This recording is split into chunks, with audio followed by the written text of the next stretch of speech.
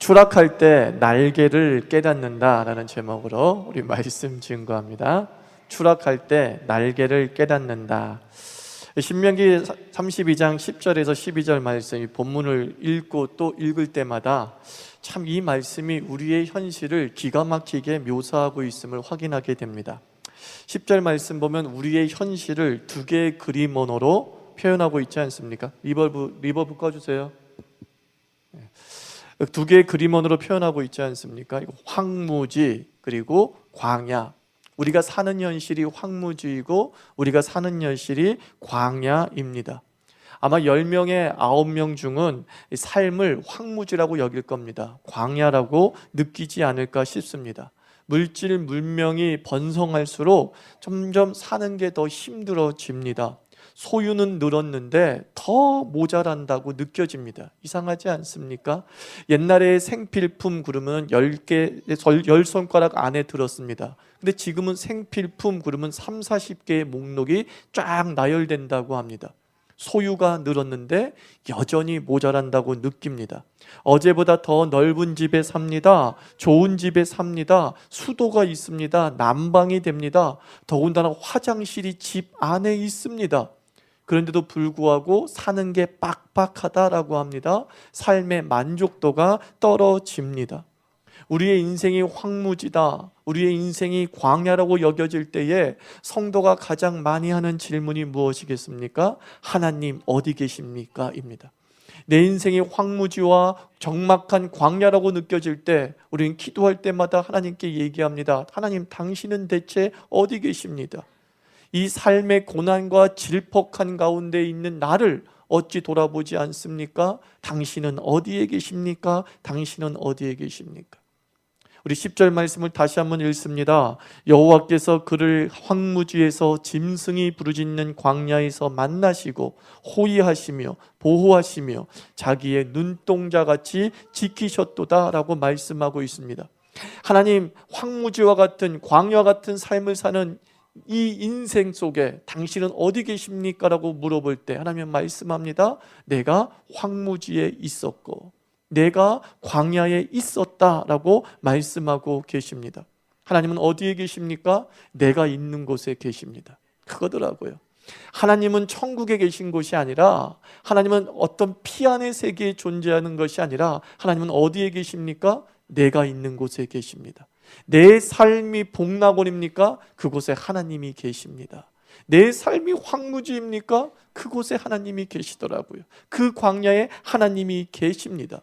하나님은 우리를 복락원으로 이끄시기 전에 신락원에 이미 임재하시는 것입니다. 하나님은 우리를 인도하시기 전에 우리를 찾아오십니다. 그게 성육신이죠. 하나님께서 사람의 몸으로 이 땅에 오셨다. 성육신이에요. 예수님은 우리를 인도하시기 전에 우리 삶에 찾아오시죠. 우리 삶에 임재하시죠. 하나님은 우리를 그 고난 속에서 구원하시기 전에 그 고난 속에 함께 하십니다. 아나니아와 사드락과 메삭과 아벳느고는 풀무불 속에 들어가게 됩니다. 하나님은 그 풀무불 속에 있는 사드락과 메삭과 아벳느고를 구원하지 않으셨습니다. 사드락과 메삭과 아벳느고가 있는 그 풀무불 속에 함께 하셨다고 다니엘서는 분명히 기록하고 있습니다. 여러분의 삶 속에 하나님이 이미 계신 줄 믿습니다. 어디에 있든지 간에 그것이 황무지이든 그것이 광야이든 하나님 어디 계십니까? 라고 하나님께 항의할 때에 우리는 이미 우리 속에 임재하시고 나와 함께 하시고 나의 삶의 처지에 임재하시는 그 하나님을 만나게 될 줄 믿습니다. 11절로 넘어가면 참 터프하신 하나님을 보지 않습니까?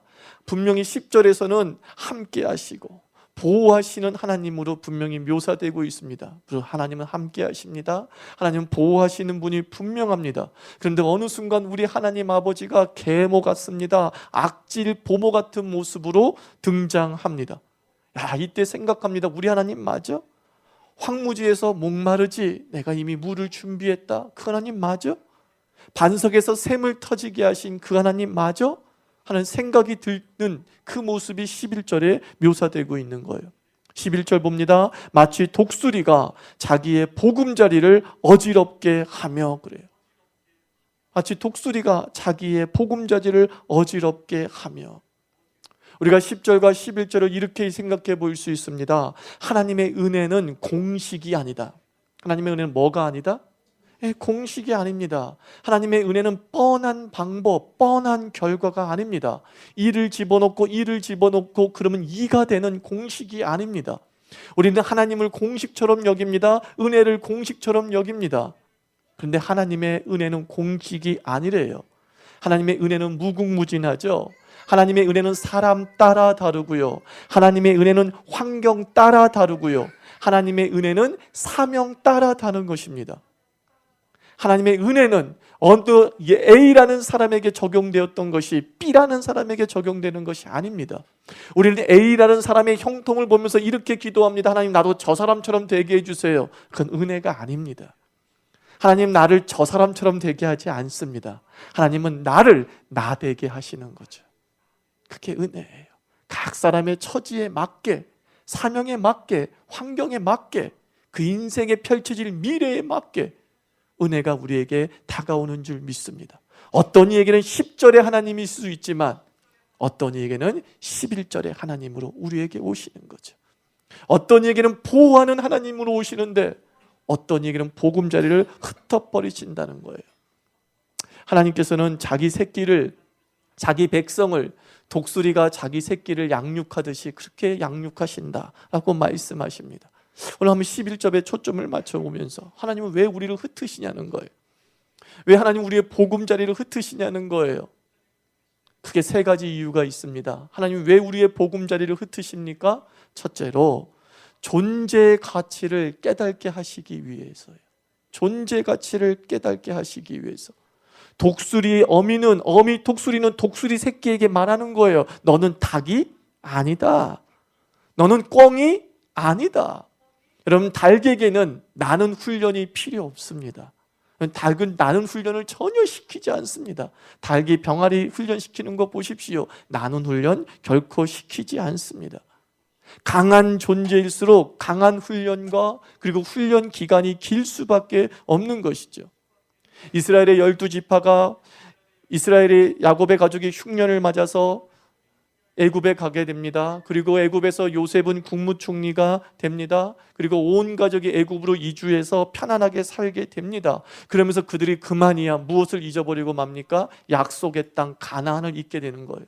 자기가 살아야 될 약속의 땅 가나안을 잊으면서 이것이 좋사오니라고 하면서 애굽에서 너무 오랫동안 머물게 됩니다. 100년을 머물고 200년을 머물고 근 300년 가까이 머물게 됩니다. 430년 동안 노예 생활한 거 아니에요. 그들은 약 절반 가운 200년 넘게 편안하게 살았어요. 고센 땅에서 날로 번성하면서 살면서 무엇을 잊습니까? 가나안을 잊어버리는 거예요. 약속의 땅, 하나님이 너희들의 삶의 터전으로 주겠다고 하는 그곳에서 하나님을 섬겨야 되는 그 땅을 잊어버리고 마는 것이죠. 그리고 결국은 그들의 삶에 고난이 닥칩니다. 그들의 보금자리를 하나님께서 흩으셨는지, 세상이 그들을 공격했는지 모릅니다. 그러나 그들의 보금자리가 흩어졌습니다. 그러자 출애굽기 3장 9절에서 비로소 이스라엘 자손이 하나님께 부르짖더라 그랬어요.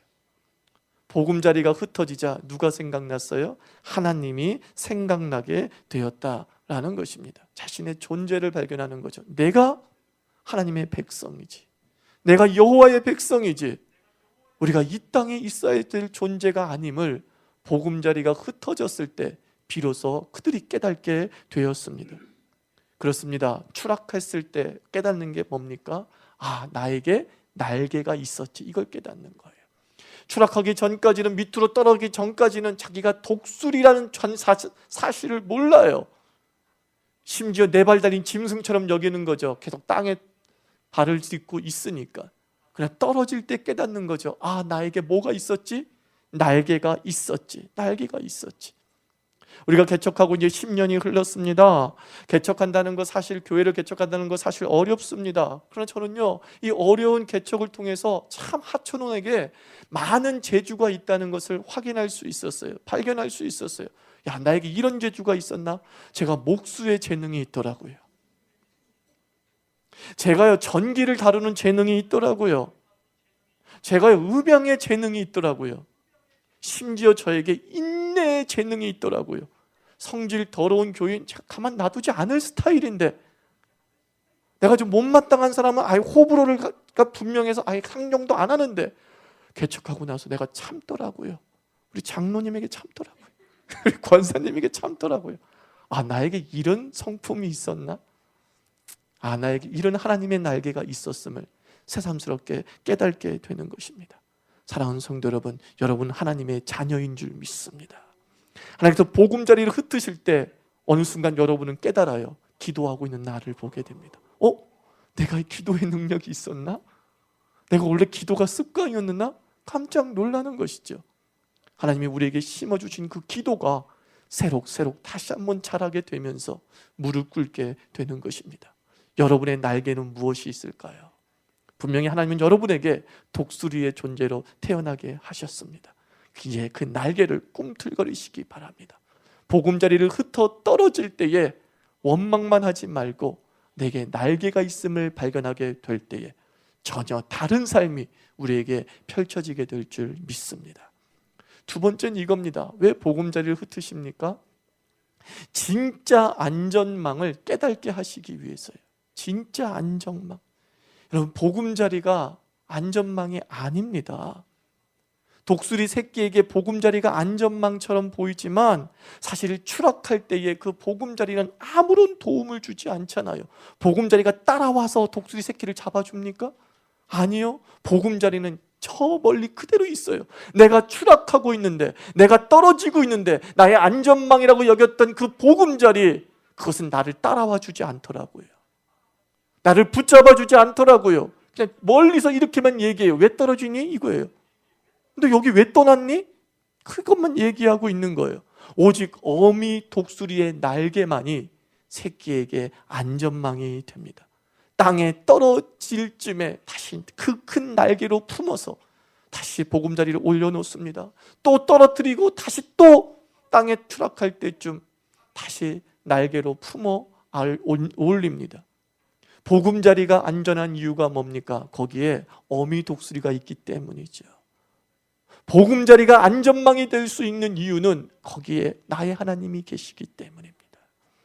나의 하나님이 떠난 곳은, 나의 하나님이 계시지 않는 곳은 그 어떤 곳도 안전망이 될 수 없는 줄 믿습니다.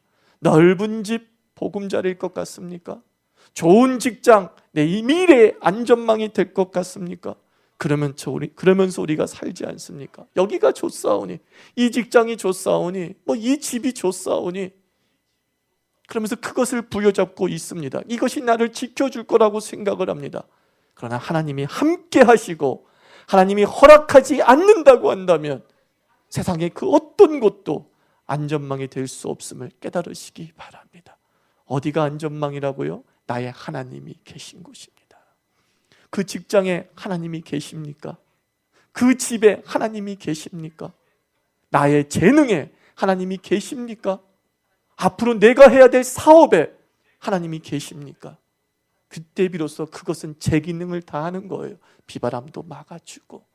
그러나 하나님이 계시지 않는다면, 하나님이 허락하시지 않는다면 그 어떤 것도 우리의 안전망이 되지 못하는 것이죠. 어미 새끼는 비로소 깨닫는 거예요. 추락하면서. 아, 엄마가 필요하구나 라는 거예요. 내가 엄마 때문에 이때까지 살았구나 라는 것을 깨닫게 되죠. 그리고 그 몇 번의 추락을 통해서 어미 독수리가 자기를 받아준다는 사실을 깨달을 때 이제 비로소 어미 새끼 독수리는 주저하지 않고 계속 추락하는 거예요. 날아보자. 추락하는 거예요. 도전해보자. 모험해보자. 땅에 떨어질 때쯤 내 어미가 나를 붙잡아 줄 것이지. 누가 용기가 생깁니까? 누가 이 세상에 도전하고 모험하는 줄 아십니까? 내가 하나님께 보호받는다는 확신을 가진 자들. 그런 사람은요, 세상이 두렵지 않은 거예요. 맞서보자. 해보자. 나이 40 늦었다고? 나이 50 늦었다고? 아니, 해보자. 그리고 날갯짓 하는 거죠. 그 확신 가운데 비로소 우리는 창공을 나는 독수리가 되는 줄 믿습니다. 찬송가 485장 4절 우리 장례 때만 부르잖아요. 그 4절 가사가 이런 가사가 있어요. 큰 풍파 일어나는 것 세상 줄 끊음일세. 주께서 오라 하시면 내 본향 찾아가리. 큰 풍파가 뭘 끊게 해요? 세상 줄 끊음일세. 스스로 끊지 못하는 세상의 안전망이 있어요. 그러나 어쩔 수 없는 풍파로 우리가 끊어질 때 비로소 하나님이 얼마나 전능한지를 체험하고 나를 얼마나 사랑하는지를 우리가 고백하게 되는 줄 믿습니다. 여러분, 우리 농사꾼 출신들 계시죠? 또 농사를 져보진 않았지만 보신 분들도 계시죠? 논에서 김을 매면은 뿌리가 지나치게 무성하면요, 그 깊은 뿌리를 내린 그 뿌리를 끊어버리더라고요. 여러분, 뿌리는 뭐죠? 생명의 근원이잖아요. 힘이잖아요. 그 식물이 지탱할 수 있는 힘이잖아요. 그런데 어르신들이 농사를 하면서 김에다가 벼는 아니지만 어떤 밭에 있는 그 좋은 작물의 뿌리를 끊어요. 난 궁금했어요. 그래서 농활 갔을 때 20년, 25년 전에 농활 갔을 때 물었어요. 그 왜 뿌리를 왜 끊으라고 말씀하시는 거예요? 라고 하니까 이러더라고요. 열매를 맺기 위해서예요. 그러는 거예요. 뿌리가 너무 많이 퍼져나가면 그 뿌리에만 다 영양분이 머물게 돼서 위로 못 올라간다는 거예요. 열매를 맺게 하기 위해서. 우리가 살려고 바둥바둥하면서 내 안전망에 지나치게 뿌리를 내리면 그게 열매가 되는가 싶은데 사실 열매가 되지 않는다는 것이죠. 그래서 하나님은 부득이하게 그 뿌리를 완전히 끊는 것이 아니라 잔뿌리를 끊어나가는 거예요. 잔뿌리를. 가장 핵심의 뿌리는 남겨두시고요, 잔뿌리를 끊어나가서 모든 은혜의 영양분이 어디로 향하도록? 열매.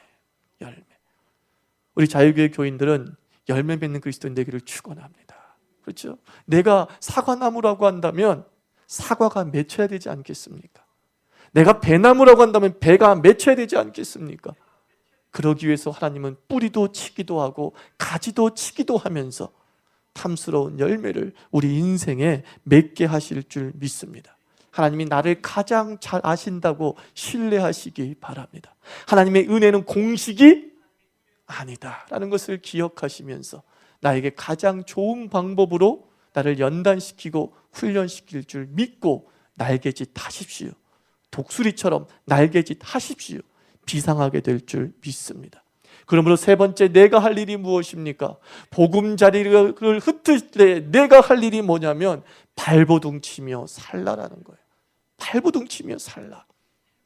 떨어질 때 얼마나 이 어린이 새끼가 날개짓합니까? 헛수고처럼 여겨집니다. 날개짓해도 추락하기 때문에 헛수고처럼 여겨집니다.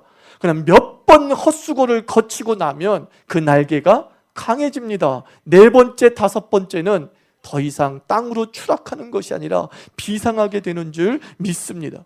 독수리는 날개가 강해야 된대요. 왜냐하면 독수리는 상승 기류를 타는 새이기 때문에 그렇습니다. 상승 기류가 얼마나 세게 올라가는지 몰라요. 보통 새들은 날개가 꺾여버린대요. 가만히 있는 상태를 유지하면서 상승 기류가 그 독수리를 높은 곳으로 올려요. 그 근력이 엄청나게 강해야 돼요. 그 근력이 어떻게 생기는 줄 아십니까? 발버둥 치다 생기는 거예요. 추락하면서 발버둥 치다가, 살려고 발버둥 치다가, 애를 쓰다가 근력이 생기는 것입니다. 여러분, 기도의 근력이 어떻게 생기는 줄 아십니까? 기도하다 애쓰면 되는 거예요. 목사님, 저는 기도 잘하고 싶어요. 애쓰세요. 발버둥 치세요. 기도하려고. 그러다 보면 강해져서 하나님의 은혜의 상승 기류를 타고 상승하는 그리스도인이 될 줄 믿습니다. 우리 한 사람 한 사람이 이 날개는 있으나 땅에 머문 닭이 되지 않기를 바랍니다. 그죠? 그 날개가 왜 존재하는 겁니까? 날기 위해서 날개가 있는 거잖아요. 그 날개의 근력들을 강화시켜 나가는 거죠. 하나님이 나를 보호하심 사실입니다. 하나님이 나를 인도하심 사실입니다. 나를 구원하심 사실입니다. 그러나 또한 그 사실 속에 내가 해야 될 일, 발버둥 치자라는 거예요. 막연하게 고난을 어쩔 수 없이 맞아들이면서 고개 푹 숙이고 좌절하고 에이 될 대로 되라 라고 하는 것이 아니라 끊임없이 시도하고 끊임없이 도전해보고 끊임없이 모험해보는 것입니다. 발버둥 치는 그 순간 나도 모르게 인생을 뚫고 나갈 수 있는 불도저 같은 근력이 생기게 되는 줄 믿습니다. 하나님이 왜 보금자리를 흩트는지는 이 세 가지로 설명할 수 있는 것은 아니지만 그러나 이 세 가지가 우리에게 큰 의미를 주는 줄 믿습니다. 여러분들 누구입니까? 하나님의 자녀. 하나님의 자녀입니다. 하나님은 여러분을 온실 속에 화초로 키우시는 것이 아닙니다. 이 세상과 맞설 수 있는 하나님의 전사로 우리를 키우시기를 원하시는 거예요.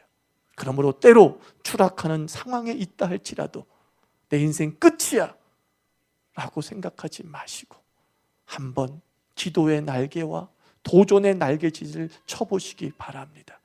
여러분이 독수리임을, 여러분이 하나님의 자녀임을 이 고난 속에 확인하게 될 줄 믿습니다. 기도합시다. 하나님 아버지, 우리가 아버지 내 존재가 독수리임을, 내 존재가 하나님의 자녀임을 다시 확인할 수 있도록 도와주시옵시고, 하나님 아버지 끝없이 상승하기 위해 믿음의 근력, 아버지 삶의 근력, 해보는 근력들이 강해질 수 있게 하여 주시옵소서. 하나님의 은혜의 상승기를 타고 높은 곳에 오르는 그리스도인 될 수 있도록 우리에게 은혜 베풀어 주시옵소서. 기도하겠습니다. 하나님 아버지,